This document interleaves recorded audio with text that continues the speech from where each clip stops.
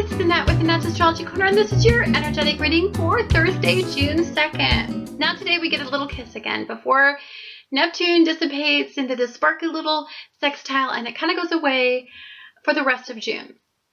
So we have this Grand Earth Trine. Of course, the same energies are at play. We're talking about uplifting us toward ascension, creating positive mindsets and rituals and habits, reaffirming some really good energy that will provide us consistency and longevity.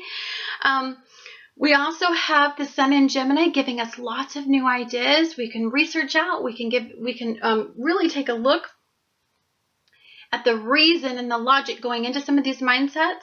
It kind of teases some of this. So we have kind of basically the devil's in the details. So we have this ideal life, Neptune and Pisces at the base of this Grand Earth Trine. We have this ideal life that we want to live. And this picture is beautiful. When you take a look at it, you know, it's from a different perspective. It's going in a different direction than your karmic past has been. And it's moving you toward present mindsets, present belief systems, expansion, adaptability, flexibility, right? But you have to have extremes in order to be able to do that, because that creates interesting conversations. Now, because we have such a blessed energy, we're guided, we're intuitive during this process.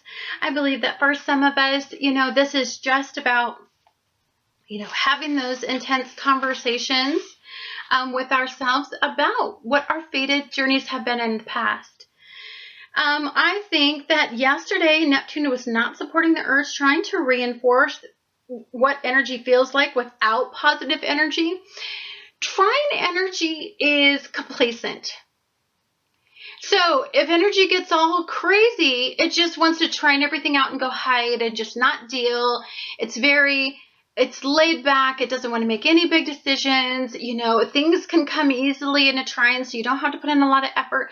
There's really not a lot of commitment in trines. It is a harmonious flow of energies. So for some of us, it's very decadent energy. It can feel very good and stable, bring us some consistency that we've been desiring. But if you really sucked up that trine too long, which we're going to start to do as we move into June, it becomes more about laid back, trine, easy stability, taking a really long time to make decisions. Everything has some sort of commitment or some sort of goal, or either professional or personal goal associated with it. Or we have this extreme mutable cross energy that's just like all over the place. We don't really, you know, it's like pulling us in all different directions. There's lots of confusion, lots of interesting conversations, lots of interesting energy bringing up all kinds of different variables in our lives, but inevitably leading to a lot of confusion. So you can see how those extremes. So we have yet another conversation, a really destined moment with fate and karma and destiny, where intuitively we're guided to make a decision, or at least to invest in our intuition, at least for us to acknowledge, at least for us to know the direction to go in. I believe that Neptune is going to help you idealize a better outcome. Remember, we cannot be complacent in the fact that where we're at is where we're going to be. You know, dreamers didn't start out not envisioning a hopeful mindset, right? They started out believing that they could conquer the world, that they could have $1 million in a year. Like, they believed those idealistic thoughts. That's Neptune and Pisces, right? We have to see that that's there. So we had to go through these extremes, because this is all about extremes. We're in a mutable year. It's all about extremes. It's all about Grand Earth Trine and mutable T-square. Mutable Grand Cross. And a lot of this has to do with conversations about the past and about the future. We're really trying to figure things out. So today's Neptune positive energy returns for one last day of the month to encourage you to create a different karmic outcome. Guys, we can make our own choices. Yes, we are intuitively guided. Yes, we are energetically guided. Yes, even spiritually guided to make our decisions. But in the end, we make the final decision. You know, we make that final decision as human beings. We have will. will supersedes all energy out there.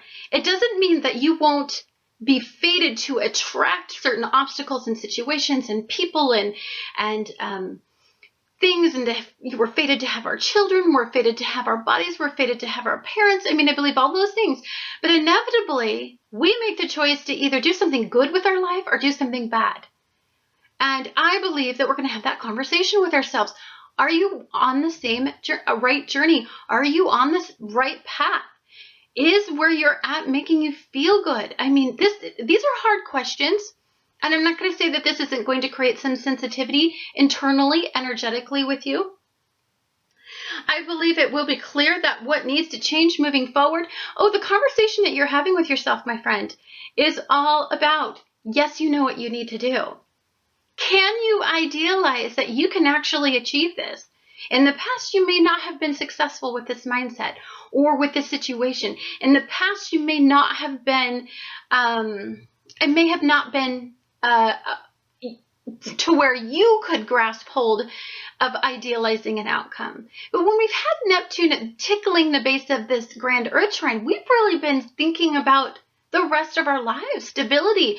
We're thinking about our career. We're thinking about the path we want to choose. We're thinking about moving away from situations that no longer serve us and moving us toward brand spanking new concepts and ideas, new lives, new careers, new things. And in order to do that, we've got to be adaptable. And that's why we're going through all this adaptable energy, because we're at that next chapter in our lives. So today, you're at a crossroads. You just walked up and you can either go left or right, baby. You can go toward the past and be that little hamster on the wheel and continue on your karmic journey of repetitive cycles, or you can go toward the future and you can come up with new concepts. You can come up with new routines. You can come up with a new mindset. And I believe that it will be supported with reasonable expectations, not idealized in the past. That's where we were with that karmic cycle. See, the past is extreme. And so what we would do is be the hamster on the wheel, constantly running. It's like those greyhounds that are constantly running after that dog, and they're just running. They're going to get that dog or whatever that is on that little rabbit or whatever it is that's, running around the track, and they're going to get it, right? And it's like, dude, you're never going to get the fracking thing. Like, that dog has no common sense. Like, you look at it and you think those dogs are running for, like, something that we just put on a stick. Like, that's you. And if you want to go back there, that's okay, because maybe you need to run after that imaginary concept, that fake little stuffed dog that's running around. Like, maybe you need to do that a few more times around the block for you to be able to be like, ew. So that's what May of 2016 and June of 2016 was all about. Was, oh, I'm supposed to see that that's a stuffed dog on the stick and it's not really something I could ever get. I believe that the future is a rational expectation. It's reasonable. It's logical. It's work. Lots and lots of duty, responsibility, determination, consistency, and working toward a goal. And that's not fun.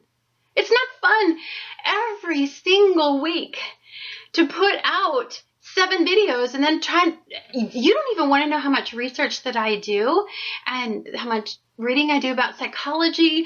And that's on top of a 40-hour work week, because I love what I do.